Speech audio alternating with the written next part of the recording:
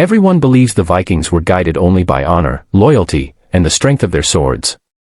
But what they did to women accused of betrayal was something even their gods might have turned away from. What you're about to learn was so horrifying that entire villages erased it from their sagas, pretending it never existed. Some historians say even the word used for it was banned, whispered only by drunk old men who claimed to have seen it once.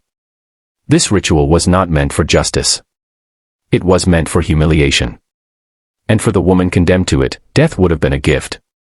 What happened in the fjords of 10th century Norway was worse than death itself. If you want to uncover history's darkest secrets, the kind the textbooks won't dare mention, subscribe now. Because by the end of this video, you'll never see the Viking Age the same way again. They called it a judgment feast. The villagers gathered beneath gray skies, the wind carrying the smell of smoke and salt from the sea. It was supposed to be a ritual of fairness, a way to restore balance after betrayal. But no one really came for justice. They came to watch. Her name, according to one fragmented chronicle, was Astrid. The daughter of a fisherman, wife to a warrior who'd gone to sea and never returned. When a child appeared months later, too soon, too pale, whispers spread through the village like frost creeping across stone. Viking law was strange in its mercy. Men could take slaves, raid, and kill without shame. But a woman who broke her vows, she broke the very spine of honor. When Astrid stood before the crowd, her hair unbound, her wrists trembling, there was no court, only the cold eyes of men who'd already decided her fate. The chieftain, Halfdan, read her accusation in a tone that was almost gentle. "You are charged with the breaking of the hearth oath." The words fell like stones into silence. Then, as was custom, she was asked to speak. "I took no oath I did not keep," she said. "I waited until the snows melted." He did not return. But reason had no place there. The women muttered behind her. Some crossed themselves in the new Christian way. Others looked away, unwilling to meet her eyes. Then came the part no one mentioned in the sagas, the decision by vote. Each man stepped forward and cast a carved wooden token into a bowl. The sound of each drop echoed like hammer strikes. When the final piece fell, Halfdan did not look surprised. He only said, "Prepare her for the binding." That was the first time the phrase appeared in any surviving record. Scholars once thought it meant a simple confinement, maybe exile. But what archaeologists found centuries later in the ruins of a fjord-side village proved otherwise. The earth there was blackened, as if something had burned without flame. Beneath it lay fragments of rope, iron rings, and the remains of a circular platform, a structure built not for execution, but for display. And that's when the truth began to surface. The binding wasn't meant to kill. It was meant to erase.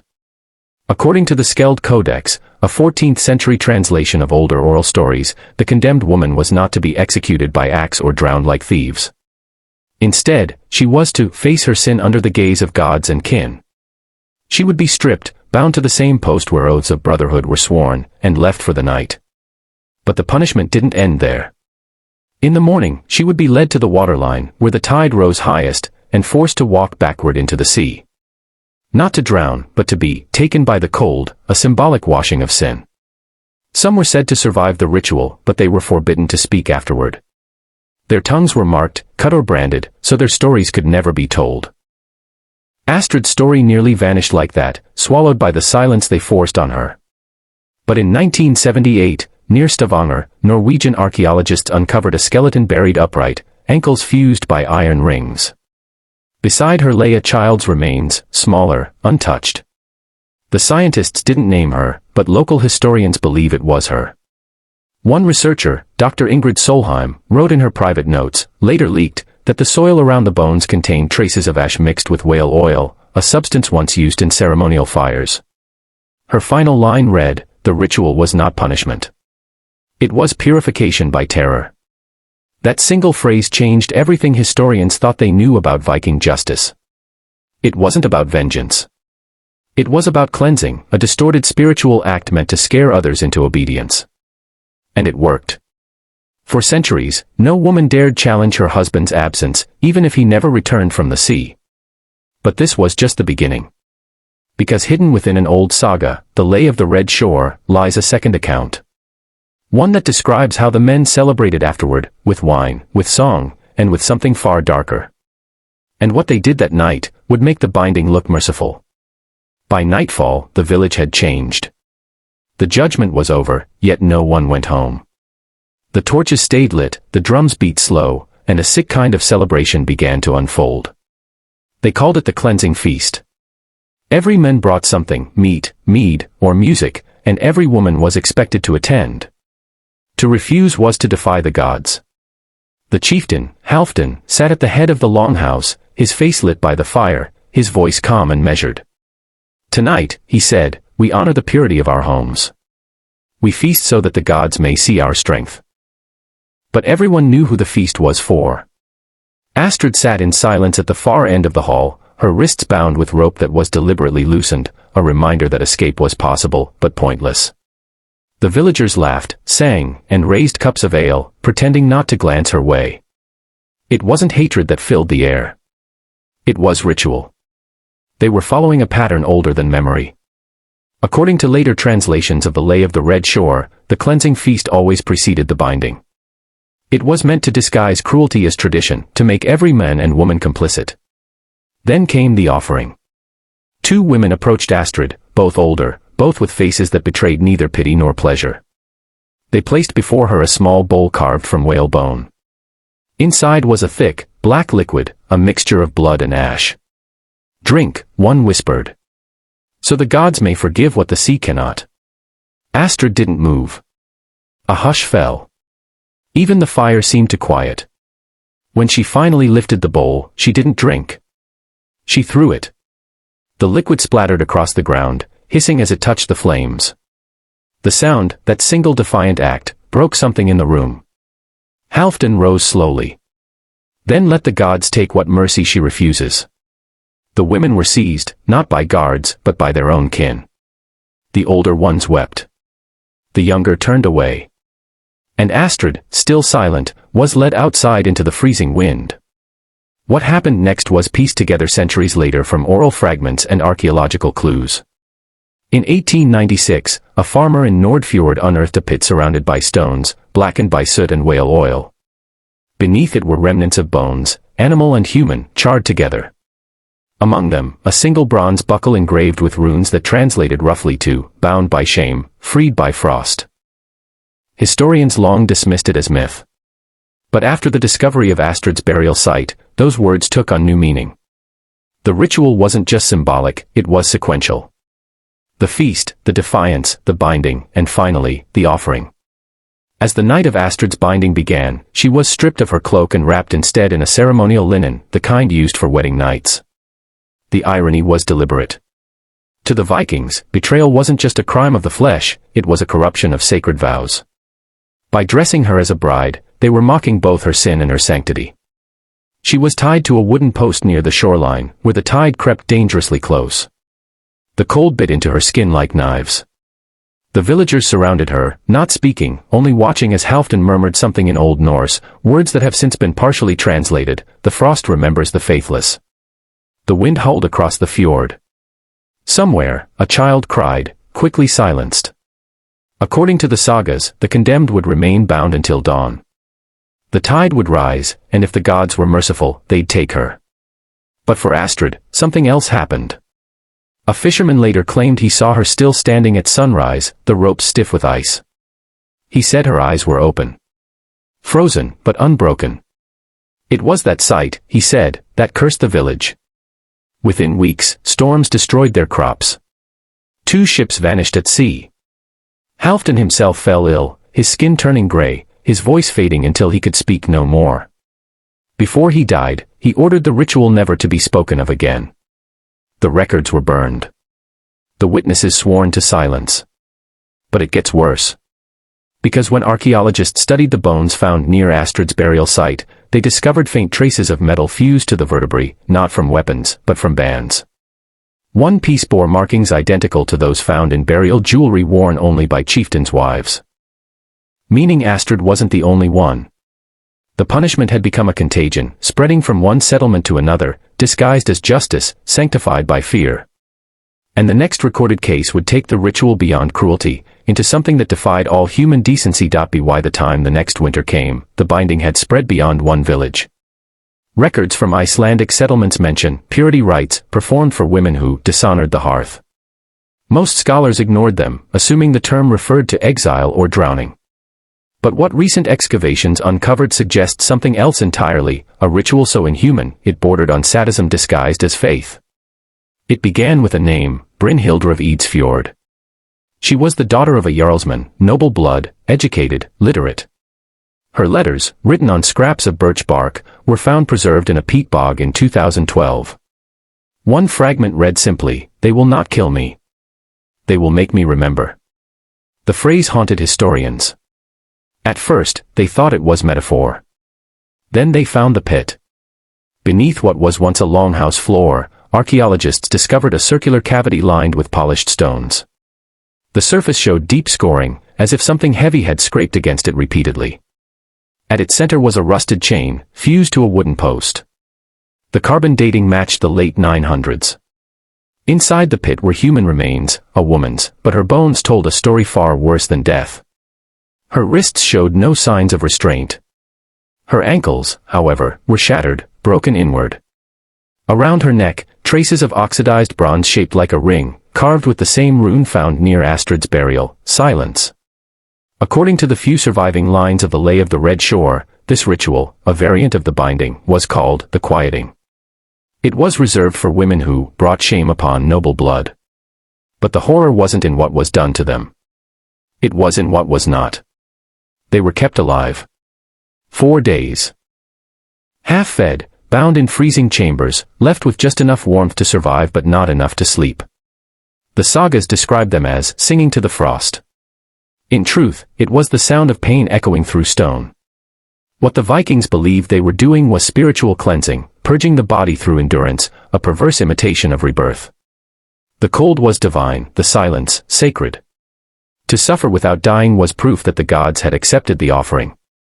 But the physical evidence tells another story. In 1994, Dr. Henrik Lofsted led a private excavation near Trondheim, where folklore claimed a house of trials once stood. There they found 3 female skeletons encased in a layer of ice-preserved mud. Each bore identical fractures in the ribs and ankles, consistent with being restrained in upright positions for long periods. One skull had a bronze fragment embedded in the jaw, part of a rune plate that read, "For the storm." Lofsted's private field notes, later leaked by a student, included a chilling description: the teeth show signs of gnawing, not from animals, but from within. Self-inflicted. He never published the findings.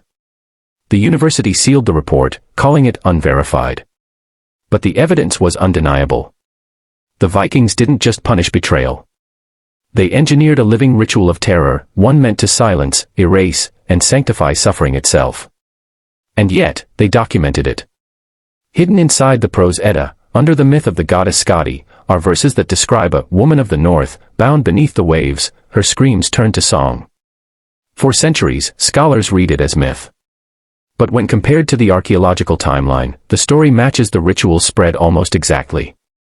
The symbolism was unmistakable. Skadi, the goddess of winter and vengeance, was their justification. To them, she demanded purity through pain.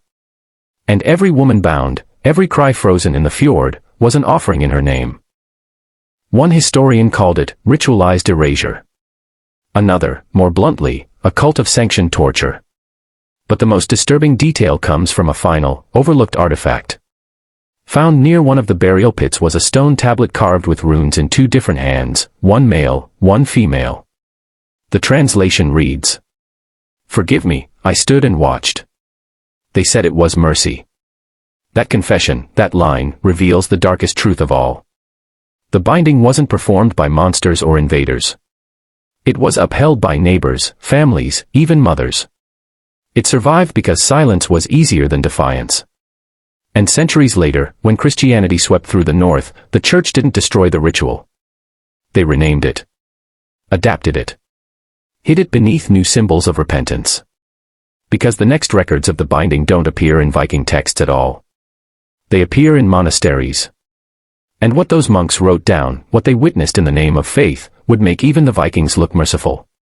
When the Viking age faded, most believed their brutality died with it. The longships rotted, the warlords converted, and the sagas softened into legend. But some things didn't vanish, they evolved. The church arrived as a savior, carrying crosses instead of axes. Yet beneath the hymns and holy water, familiar echoes remained. The priests condemned pagan rites as heresy, but in the dim halls of their monasteries, they found uses for the same instruments of control, shame, silence, and suffering. In 1124, a Benedictine monk named Ethelric of Lindisfarne wrote of a northern penance for women accused of adultery. His journal, now stored in fragments in York's archives, describes something chillingly similar to the binding. The accused was stripped of vanity, bound to a wooden beam, and forced to endure cold immersion as cleansing of the spirit. Ethelric noted that many did not survive the ordeal. He ended his entry with one cryptic line. They called it the Old Trial of Scothi. Scothi, Skadi, the Viking goddess of vengeance. Somehow, her name had survived 2 centuries of conversion, buried beneath Christian ritual. The church had not erased the practice. It had baptized it.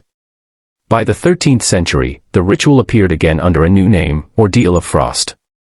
It was practiced in isolated convents across northern Europe, where whispers of pagan ancestry still lingered. Officially, it was described as a trial to test purity through endurance. Unofficially, it was torture. Documents from the Abbey of St. Breda mention one such ordeal performed on a young nun accused of unholy familiarity with a visiting knight. She was submerged waist-deep in a frozen stream while the sisters chanted psalms. When she lost consciousness, they took it as proof that her spirit had not yet been cleansed, and began again the next day. She didn't survive. The abbess recorded her death as a victory of heaven. But it gets worse. Centuries later, when Protestant reformers stormed monasteries and seized church records, many of these descriptions were deliberately destroyed. Yet one survived, a parchment hidden inside the spine of a devotional text found in Lübeck, Germany. The ink was faded, but the meaning was unmistakable. The northern custom persists. They call it the binding of the bride. It seems that wherever power changed hands, the ritual adapted. Among pagans, it was a warning. Among Christians, it became purification. In both, it was control, the silencing of women through the language of faith. Modern scholars tried to dismiss these accounts as exaggerated folklore, until 2009, when an excavation near Bergen uncovered a mass grave beneath an abandoned convent. The skeletons were all female, most between 20 and 30 years old. None showed weapon wounds. Instead, their joints bore signs of repeated binding. Around one neck was a fragment of bronze, engraved with the rune for silence. DNA analysis confirmed a connection to coastal Norse populations. The ritual, it seemed, had crossed centuries and faiths without losing its purpose. Dr. Ingrid Solheim, who led the analysis, gave a single interview before withdrawing from public view. Her final statement was brief and haunting. We thought the church saved them from the frost. It only taught them how to hide it. After that, she vanished from academic circles. The Bergen report remains sealed under ethical restrictions.